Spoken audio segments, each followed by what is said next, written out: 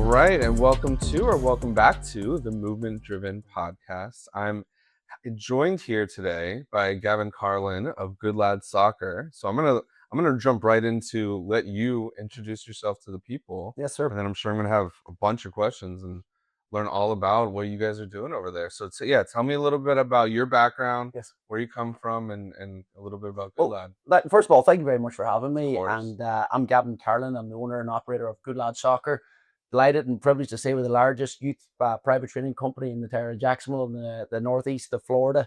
So we've been in operation now for the last 10 years. And within the last 12 months, we've started opening the youth travel teams. And we're taking 25 players to Ireland last year, taking 70 this year, as well as getting into the 5v5, 3v3 tournaments, the summer camps, private training. So if you name it, when it comes to youth soccer, we do it. You guys are doing all of it. So that's interesting. So tell us more about these trips to Ireland. Yeah. You said 25 last year, Yes. 70 this year. Yeah. That's quite a jump. So it's just jumped from 25 to 70, obviously nearly tripled in size, just due to the love and the attention, the inspiration we put into every single player and parent that works with us. And lucky enough, I played at a good level, both collegiately and professionally for my country. So I never forget how hard it is to be a player, and also I'm blessed to be a father myself. So I think when you modify those two things together, being a player at elite level, being a parent, and the attention to detail that it requires on both ends, you're onto a winner. Yeah, that sounds like what it takes to be a coach.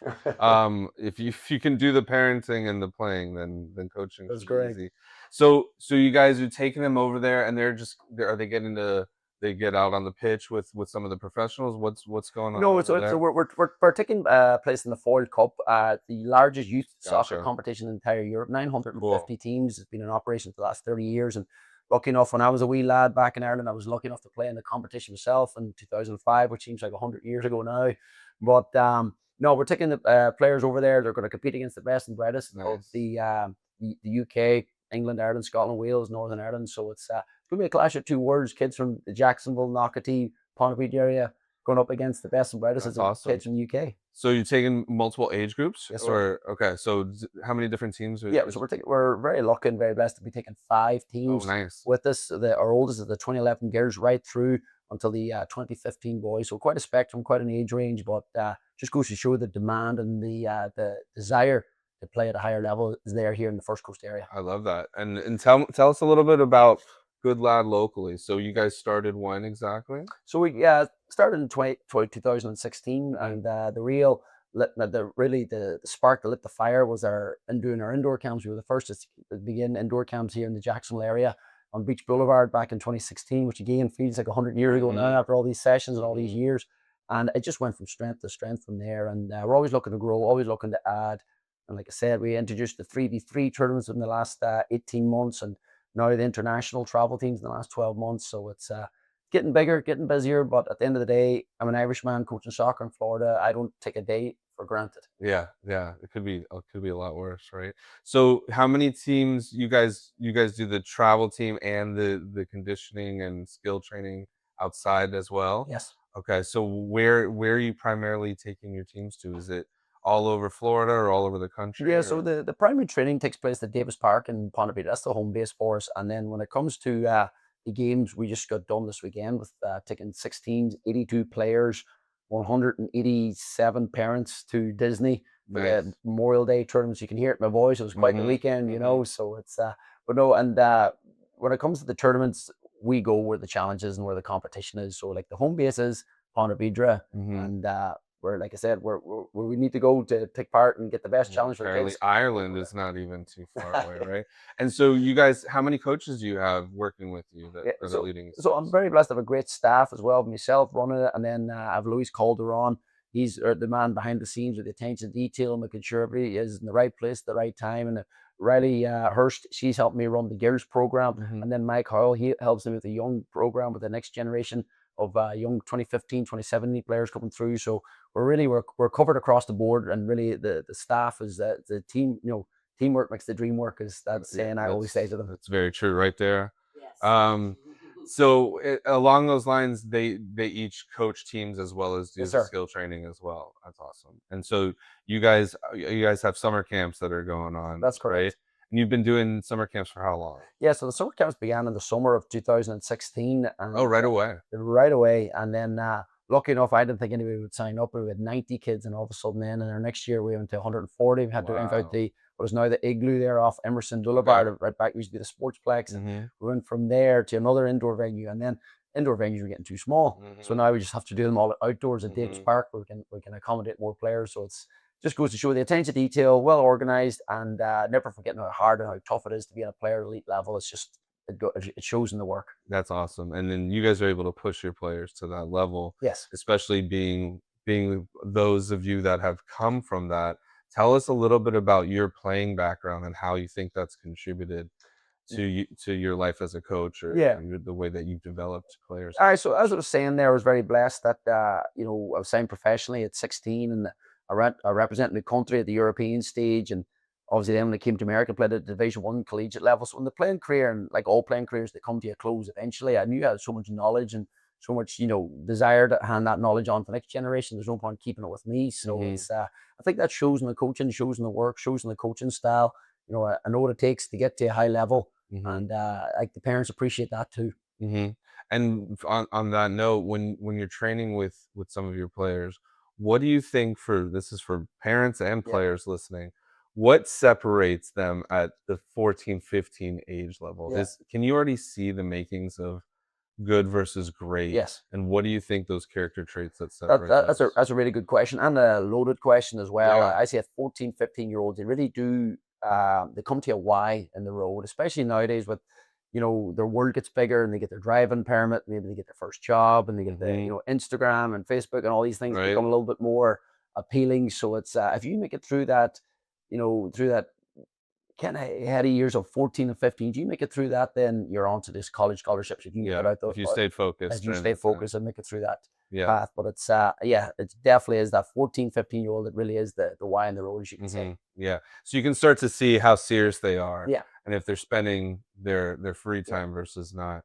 Um, on more on that note, do you notice that their work ethic, it's just kind of God given, or is that something that you can instill in players? it totally does. Is a great question. Again, it does come down to nature versus nurture. There's an old saying in Ireland: you can take a horse to water, but you can't make it drink. Can make And drink. I say that to the parents all the time. I'm doing all I can out in the field to squeeze every bit of ability out of them, and you're taking them to me. You're taking them to South Florida. You're taking them to Ireland. You're doing everything you can. So the team surrounding them, at the end of the day, it will always rest at the players' feet. And that's why Mm-hmm. the pros are paid the big bucks when they do make it. You either do it or you don't. So as I tell the parents, coming to places like Good Lad Soccer, like I said, doing the elite level tournaments, at the end of the day, it always rests with the player in the end. Yeah, I agree with that 100%. Now, this is something that comes across definitely in my industry a little Yeah. bit more in terms of injury prevention. I have strong opinions on sports specialization. I think it's happening too Yeah. soon. What are your general thoughts on that I would, topic? Do you have I any? would agree. I would agree. Yeah. I didn't, lucky enough, like I said, you know, at my own perspective, I went professionally at 16. I didn't really nail myself down as a soccer player until the ages of 12, 13. My Mm-hmm. was mostly track and field back in Mm-hmm. Ireland. So the running mechanics, how to move like an athlete, Mm-hmm. how to, again, condition myself as an athlete. Which I could see I had a good and bad. When I went to the pro level in England, I didn't quite make the tip top because of the general ball mastery side of things wasn't there because I didn't have a stronger foundation. But Mm-hmm. when it came to the sports conditioning and moving like an athlete, I was stronger there. So Mm-hmm. it's if you're yin and yang, it's hard to weigh it up both. But I would agree with you in the sports specialization happening too early, it can be that of a detriment. Yeah, from a developmental standpoint, I think having other skills to access not only helps them be a better performer, but also is limiting, well, how much strain are we putting in the Yeah. same parts of the body at the same time? And you're a goalkeeper as Yes, sir. well, right? So to me, even that more than other sports, there's a lot. You have to be good with your hands, Yes. good with your feet. Yeah. There's a lot of dexterity that's needed there. So I've always said here, like if we get more of our baseball third baseman or volleyball defensemen that don't quite make it, like Yes. get them over the goalkeeping Yeah. side of things. And just like we're seeing with soccer players playing, more kicker and punter and Yes. in American football and whatnot.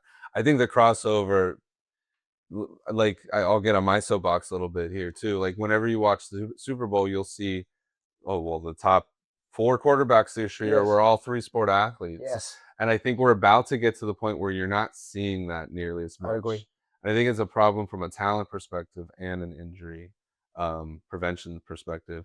But so, in terms of what you guys can do and how you like to think of you're setting yourselves Yeah. apart from a business and how you like to teach and train, what do you think is special about Good Lad Soccer versus maybe some of your competitors in the Yes. area? What would you Well, say? it gives it in my scenario why people should come work with Good Lad Soccer. It's just what do we offer across all spectrums?